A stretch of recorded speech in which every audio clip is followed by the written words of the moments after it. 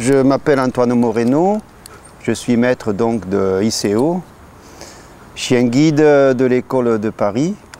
J'ai perdu la vue à 18 ans par une affection qui s'appelle la rétinite pigmentaire. Je venais de terminer mon apprentissage et tout mon avenir s'est complètement effondré lorsque j'ai commencé à perdre la vue. Je suis rentré à Valentin-Houy pour la formation du standard, ce qui m'a permis de rentrer dans la vie active rapidement, fonder une famille et bien par la suite faire aussi beaucoup d'activités comme n'importe quelle personne. On a eu l'information qu'il y avait des écoles de chiens guides et notamment l'école de Paris qui venait d'ouvrir. 6e chien, oui.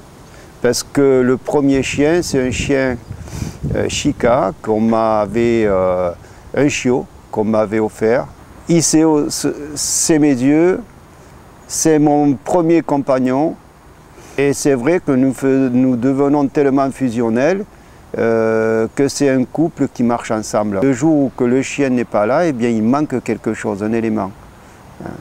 Et cet élément, je le vis tous les jours à la maison ou dans mes déplacements. La première chose à qui je pense dès que je me lève, c'est mon chien. Je suis devenu athlète, effectivement. J'ai fait 10 ans d'équipe de France d'athlétisme et tous mes chiens m'ont accompagné et m'ont permis notamment d'accéder au niveau, puisque j'étais international sur marathon. Le travail de l'école est jusqu'à, si on peut dire, la fin du chien. Et effectivement, pour nous, il est important d'avoir toujours une relation.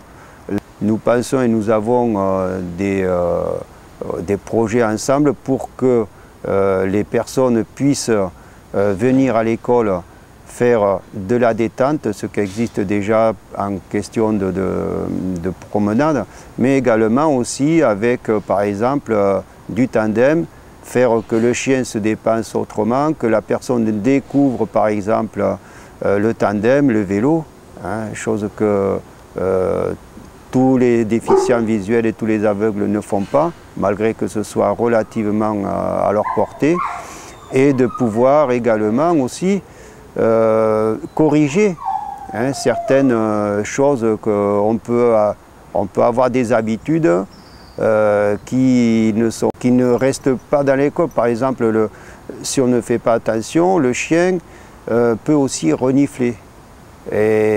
Ou par exemple, renifler et uriner. Ils devinent vite nos défauts et si on ne le reprend pas comme il faut, si on n'a pas un œil extérieur qui nous dit hop, faites attention quand il fait tel mouvement, il va, eh bien, ce sont des choses qu'on laisse faire malgré nous et quand on veut les corriger, il est pour nous difficile. Et le fait d'avoir ce suivi permet à ce qu'on se reprenne, qu'on soit plus fin dans l'analyse du mouvement du chien pour que ça ne dérive pas. Jusqu'à présent, là, bon, j'ai toujours fait très attention, mais là, je me suis aperçu dernièrement que lorsqu'on arrivait au passage piéton, eh bien, la première chose était de renifler les poteaux qui sont sur les côtés qui nous permettent de nous positionner, et ensuite de lever la patte et pisser. Vous voyez ?